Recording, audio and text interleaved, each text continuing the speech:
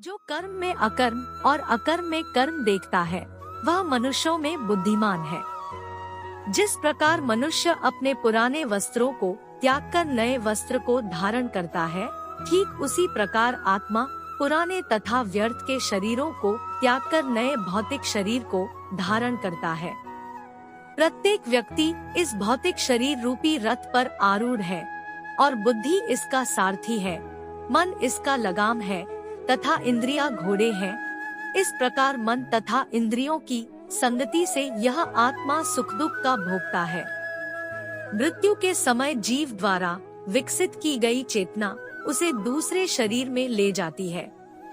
कौन क्या कर रहा है, कैसे कर रहा है और क्यों कर रहा है, इन सब से आप जितना दूर रहेंगे उतना ही आप खुश रहेंगे।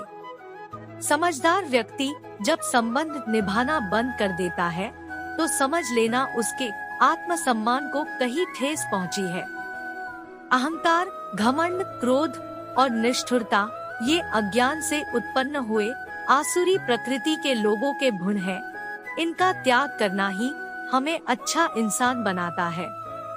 मोह उसी का करो जिस पर आपका अधिकार है। जिस पर आपका अधिकार ही नहीं है उसका मोह नहीं करना चाहिए। विषयों वस्तुओं के बारे में सोचते रहने से मनुष्य को उनसे आसक्ति हो जाती है। इससे उनमें कामना यानी इच्छा पैदा होती है और कामनाओं में विघ्न आने से क्रोध की उत्पत्ति होती है। जितना हो सके खामोश रहना ही अच्छा है, क्योंकि सबसे ज्यादा गुनाह इंसान से उसकी जुबान ही करवाती है।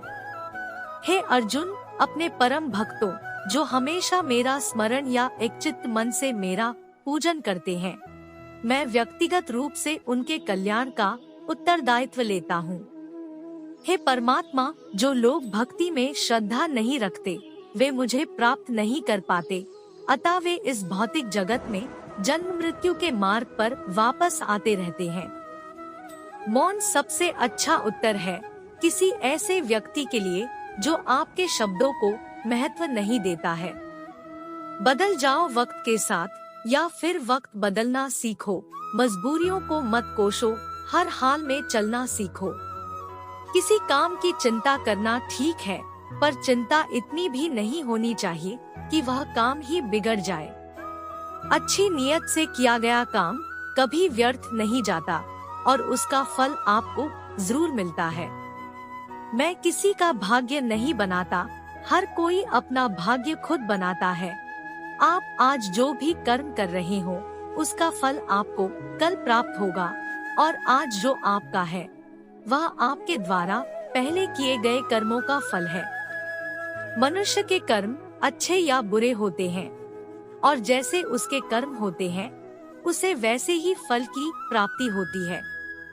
तुम्हें सिर्फ अपने कर्म करने का अधिकार है, किंतु कर्म के फलों के तुम अधिकारी नहीं हो। तुम ना कभी अपने आप को अपने कर्मों के फलों का कारण मानो, ना ही कर्म न करने में कभी आसक्त हो। सही कर्म वह नहीं है जिसके परिणाम हमेशा सही हो, अपितु सही कर्म वह है जिसका उद्देश्य कभी गलत ना हो। संसार में कोई भी मनुष्य सर्वगुण संपन्न नहीं होता, इसलिए कुछ कमियों को नजरअंदाज करके रिश्ते बनाए रखिए।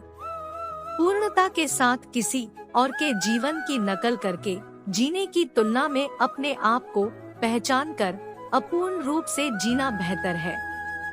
जब भविष्य धुंधला पड़ने लग जाता है तब आपको अपने वर्तमान में ध्यान केंद्रित करने की आवश्यकता है।